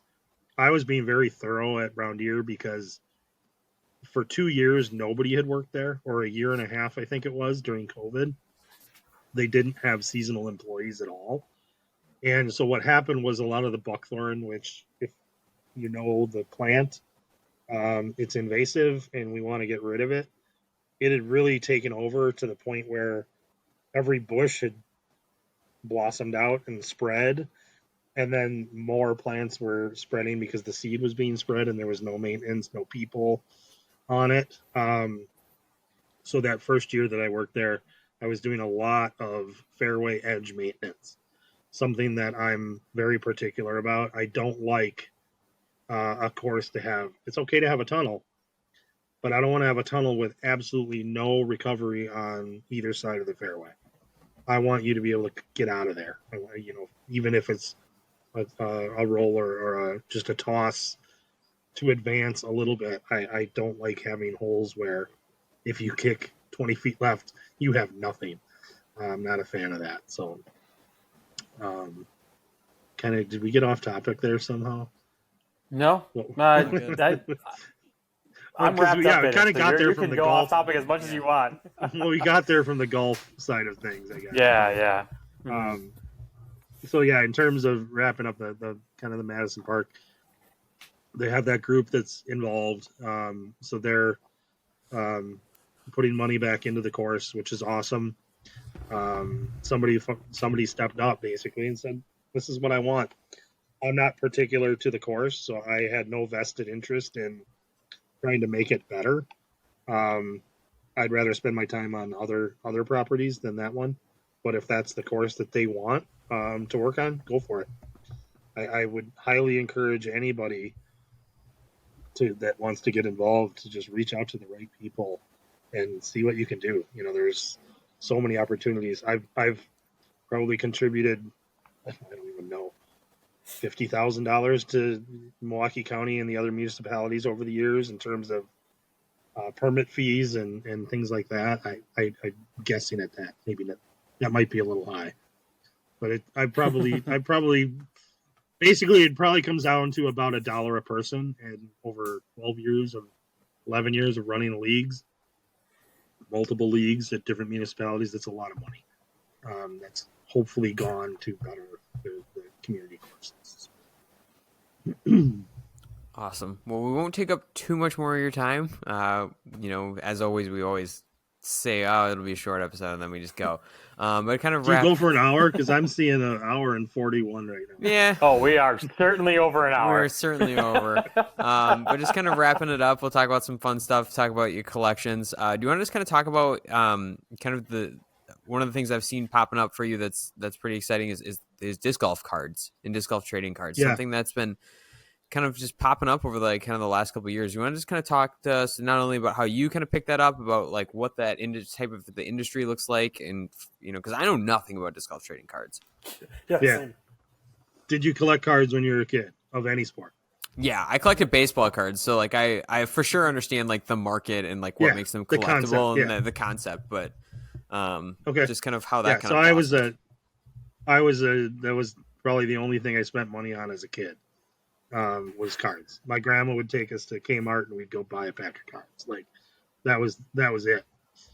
I lost all my cards in a bet with my brother one time. Literally had to hand him all of my cards. Oh. Don't ever bet with your older brother who knows more than you. We'll put it that way. But yeah, so I'm heavily into collecting cards my whole life.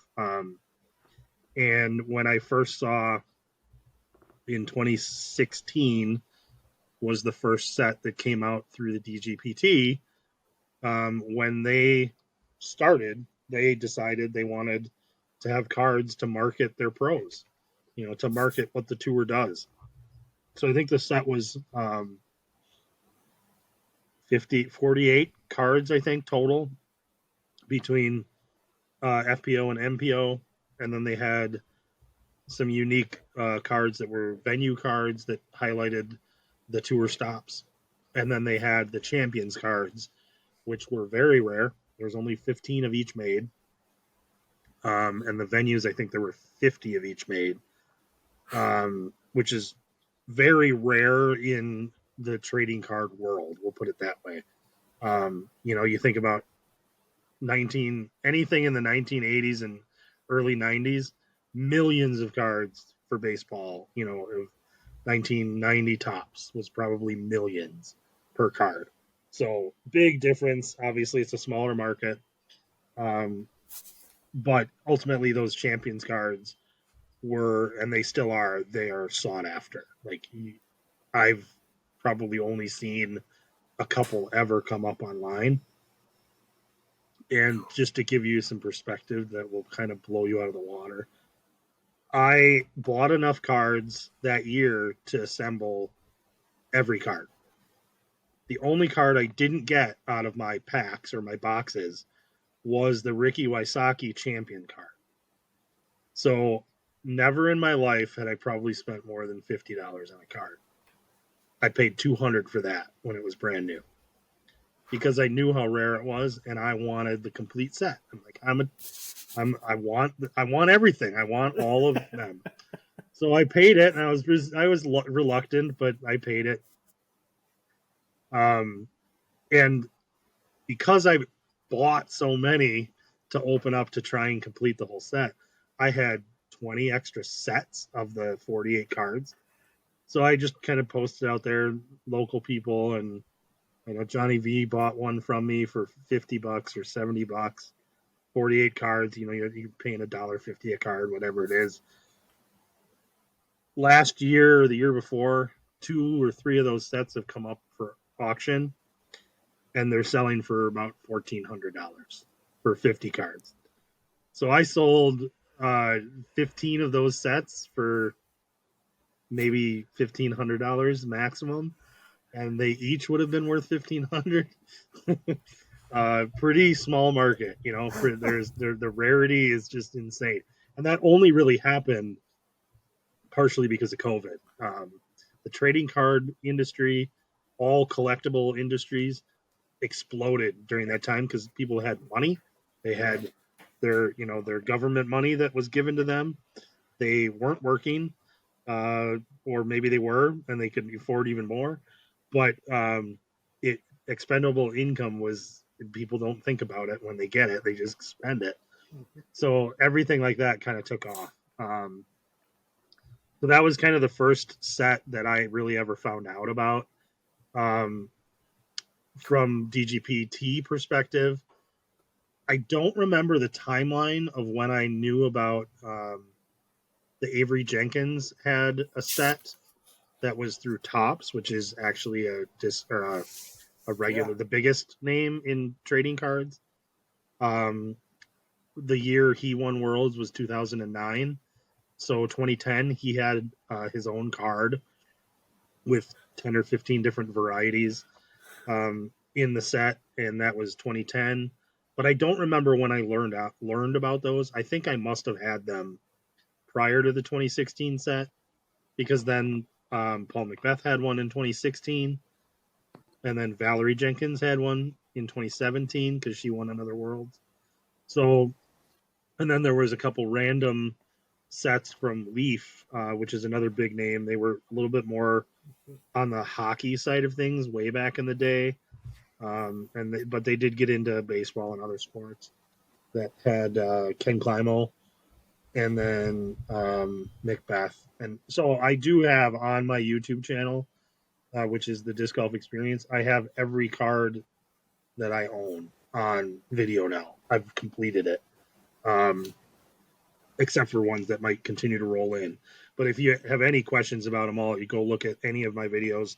They're basically broken down by set, so you can see what was produced and when, who the players were. But I took basically did a video showing every card of each of them. A little bit long on the video side of things, 10 to 15, 20 minutes, per set. But again, it was kind of, I wanted it for historical purposes to kind of have it all out there. But so DGPT kept going, 2016, 2017, up until last year. They're still doing it. 2023, they came out a couple months ago, and I'm one card short of that entire set. What are you missing? Well, I guess I should say 17 cards, because there's one. I need the Simon Lizotte relic, which has a piece of his disc that he used in the card. Sweet. So that's very common in the trading card industry, is a relic and an autograph. That's something that DGPT finally did this year. And I don't want to say it was prompted by and I don't even want to call them competitor, but another company that came into play is Brixton. You'll see their ad. They were out at the last event. They were hole number 3. You'll see their banners. And I've gotten to know the Ryan, the person running that, pretty well. He knows that I'm pretty committed to my collection, and but they started putting out what I would consider to be top of the line cards. They were producing those relics, plastic pieces and jersey pieces, autographs, serial numbering cards. That was something that is also part of the trading card industry now that I had tried to get the DGPT to do years ago, and they stuck to kind of the bare bones type. So there's a benefit to both. Like I honestly, the DGPT set is more complete. It has more players. It has the top 50 MPO, top 25 FPO. So it's got the most completeness of the people that tour. That's their kind of key feature. Where Brixton, they were limited in who they could have in their set based on sponsorship. They had to be part of one of the management groups. I don't remember which one it is, but or sponsored by OTB. So that was the only way you could get in the last set that they did. And as of right now, it's been a little delayed, but the new set is called the Golden Era, and it's got cards of a lot of the old timers and people that have been around the game. Terry Miller and Johnny V actually have cards. Ian Anderson has a card. It's kind of hitting on the people that have kind of formed the game, and broadcasting and all that. So I know that he had reached out to get John Houck on a card, and I reinforced with D, I said, you got to get him on a card. People are going to want that card. Maybe only me, but I'm like, that would be pretty cool. Like, you collect the course designer set, a little subset of the best designers in the world. So yeah, I mean, that's kind of it. And I've been as thorough as I can with my collecting.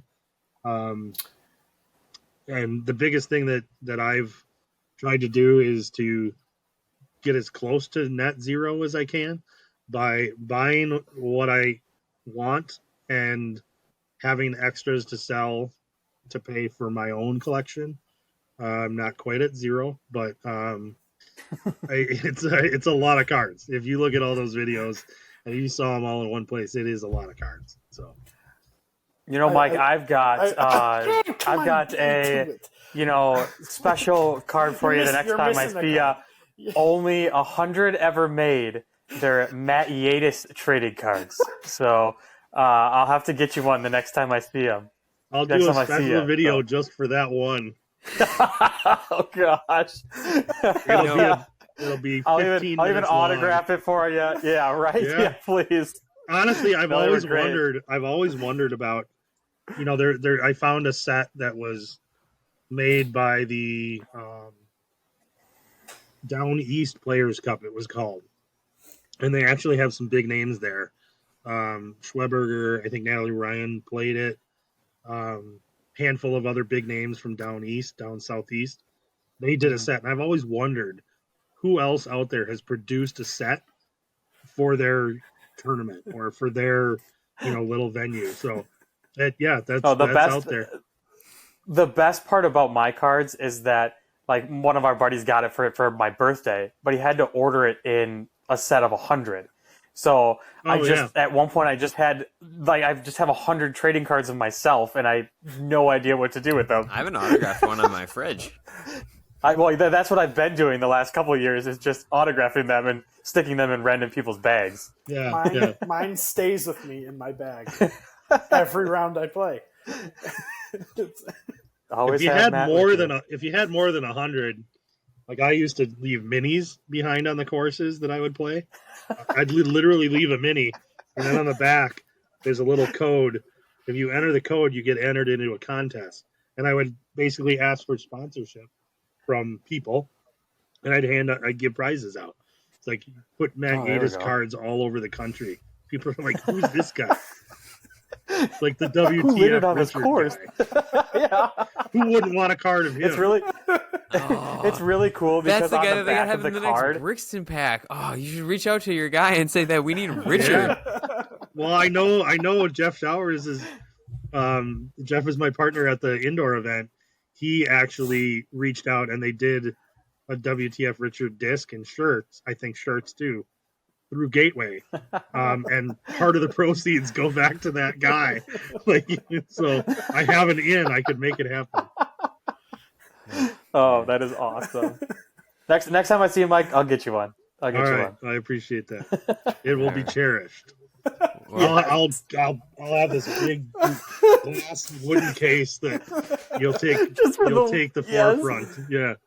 Yes. Could all you get right. it in a forever like remembered. 12 by 18 poster or something like that? Maybe blow it up. Oh my goodness. We don't Man. need. No one wants to fit my face that big anywhere. So we'll keep it on the small card. All right, Small sounds doses of good. me. That's all you need. All right. Those Well, as we hyenas. approach the 2 hour mark here, we'll wrap it up with one last question. Mike, what is your, this is kind of a two-parter. What is your favorite disc in your collection? What is the most expensive disc in your collection? And what is the disc that you maybe not like the most expensive, but if the house is on fire, what's the one disc you're grabbing first? That's a tough call. So my disc collection is somewhat limited. I basically focused on Innova, Protostars, the original first run of every mold that they produced one. I don't know exactly how close I am. In fact, I would need to bring in like an old school hardcore collector to help me because there's a handful of ones that I think were mislabeled. They don't look like the mold that was labeled or what I bought them as because specifically there's some big diameter ones. They all look very similar, and it comes down to like the tooling on the bottom that defines it. So I'm not quite sure how close I am to complete, but that's the majority of what I've collected. I also started doing the Innova Christmas stamps that they would give to the dealers every year. I think that's kind of a cool thing to have. They're not that prevalent. You know, you think about how many dealers are out there. You know, there might be a couple hundred of each disc out there. So I've gone back into the 90s and even before that to get as many of those as I can. And I have a small collection of anything with Paul Macbeth's name on it that I've come across. And then anything that's really personal to me, something that was given to me by either I purchased at a property that I was really, you know, like a Highbridge disc or a Harmony Benz or something like that. So that's kind of the extent of my collection. Probably the one that I think there's two I think that I would put in that realm of I can't lose that is a first run Rhino. I actually just got a second one a few weeks ago at Zobel. Nate Muir is the guy that does a lot of the work out there, and he lives across the street. I purchased 5 of the old Valley View baskets from him that went to auction. I tried to buy them myself originally, and he's like, well, how about I throw in this Rhino for 75 more? I was like, all right, fine. So I have 2 first run Rhinos. And then the next one would probably be the first run Condor. I forgot one. That's pretty important. I don't even want to say I almost sold it, but a first run 4X Claw Glow White Buzz. That was given to dealers from Discraft. And at the time they were selling for $1,000. Like I literally could have turned it around and sold it. I'm just like, no, that's too cool of a piece. Like it's not about the money, but I got to the point I was like, I could really use that $1,000 right now if I could get it.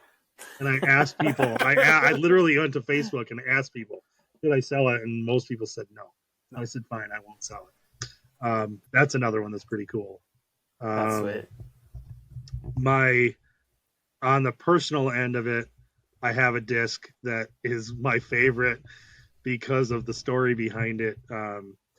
I had walked away. I was doing a lot of multiple throws in a round, and I had walked away. I threw 5 and I left one behind, and it was this is way back. I mean, early days, a 150 DX Destroyer.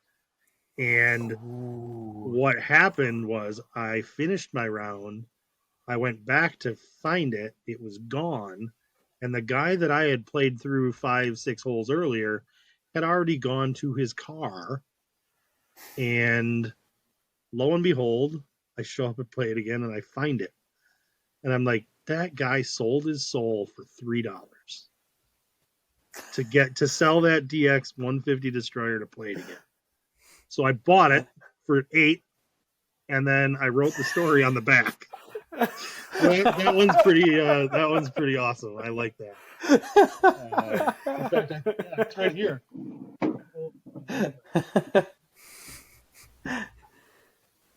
Yes. Probably the best way to end the show. So here's the story. Oh my goodness. It's a And I novel. won't show you his name, but his name is on there. And his phone number, he wrote his name on it, wrote his number, and then within a week, it was sold to play it again. So clearly, he had no attachment to the 150 Destroyer like I did. But I know who the person is. I saw him at Valley View, and he's like, "That's not my name." I said, "Really? Yeah. It's spelled in a pretty consistent way. It's not the same as the other people with that name." I said, "I'm pretty sure that's you." He kept denying it. So, You just call the number and the cell phone rings in his pocket. right. That's not my number. I've never had that area code before. And then here's another cool one. I kind of forgot about that. Oh, that's cool. Oh. It's the Discount Sports Review Diamond Reviewer. It was what I got for reaching the diamond level status. Was I think I was the fourth person or third person to do it, and it had to do with number of reviews and number of likes and so. If you were to look at all of my reviews on Disc Golf Course Review, I'm listed as a trusted reviewer because people believe what I say on that review is important. So that's a pretty cool one. Not technically a disc, but that's a pretty cool thing. So. Sweet. Does that answer the question, Ben? I think It sure does. Yeah. Michael or Oh, Matt, yeah. do you have anything else for Mike before we let him go? He's been more than generous with his No, time. I just have two thanks. Thanks for coming on the show, Yes, thank and you. thanks for having Sonics in the shop when I went there a handful of years ago. I'm addicted to it and love the Sonics, so appreciate that. yeah, you mentioned that I think in the last one. That's right. Yeah. Well, Mike, thank you Well, I will so make a much. trade with you. Oh, Ooh, a trade? When you give Oh. me that card, when you bring me that card, I'll bring you the Zobel Open XT Galactic Sonic that I had those made as fundraisers. So we'll make a trade. Oh my gosh! Yes, it's totally lopsided, but yes. that is the most I can throw lopsided your trade card- in history, but I'll approve I it. can throw your Yeah, card. yeah, that I can is- throw your card around. That's fine. Put it in my bike tires. Oh, there we go. Yes. Love it. Yes. Oh, this Well, has been awesome. Thank you, Mike. Mike, so this much. has been awesome. You are more than welcome to come back on So good. anytime. We Yeah, appreciate it. please. Thank you so much. This has been Casual Relief. We will catch you on the next one. Michael? There's no spoilers in live sports. Peace.